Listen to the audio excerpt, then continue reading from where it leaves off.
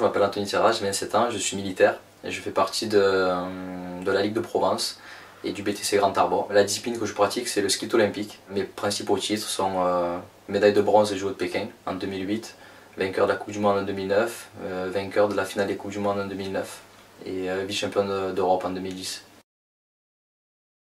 À partir du moment où c'est que les règles SSF vont changer, elles vont changer pour tout le monde. Donc à partir de la première Coupe du Monde, on va voir la différence que ça va faire pour tous les tireurs. Pour moi en particulier, je vais m'adapter à la discipline et aux nouvelles formules.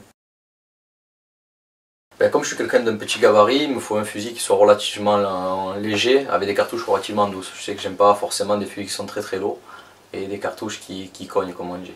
Le fusil fait 3,5 kg. Et ça fait à peu près 10 ans que j'utilise pratiquement la même arme, ou si elle est nouvelle, vu que je change tous les 4 ans à peu près de fusil, c'est pratiquement la même qui refait. Donc le poids est toujours le même. Ma crosse, que je me sente bien, que je puisse bien rentrer dedans et qu'elle me fasse pas mal au niveau de la joue quand je tire. Mes objectifs, c'est d'essayer déjà de retrouver la détermination que j'avais en 2008, 2009, 2010, ce que j'ai perdu depuis un an et demi. Ensuite, j'ai aucune prétention en disant je vais être le numéro 1 mondial, mais c'est vrai que je sais au fond de moi que j'ai les capacités de refaire de belles choses.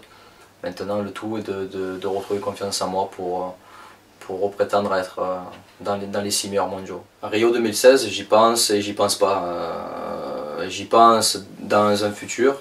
Mais actuellement, je pense surtout à me reconstruire par rapport à mes 2 dernières années qui n'ont pas été forcément comme celles que j'attendais. Ce sport, ça m'apporte aussi dans ma vie en général, parce que c'est vrai que le tir demande beaucoup de maîtrise. Il faut être perfectionniste dans ses entraînements et dans sa vie en général. Et être humble, parce que c'est un sport qui nous fait comprendre que c'est pas parce qu'un jour on est champion du monde qu'on va l'être toute sa vie. Et dans la vie, c'est un petit peu la même chose, c'est pas parce qu'on réussit quelque chose de bien une fois que ça va toujours être comme ça. Donc toujours se remettre en question.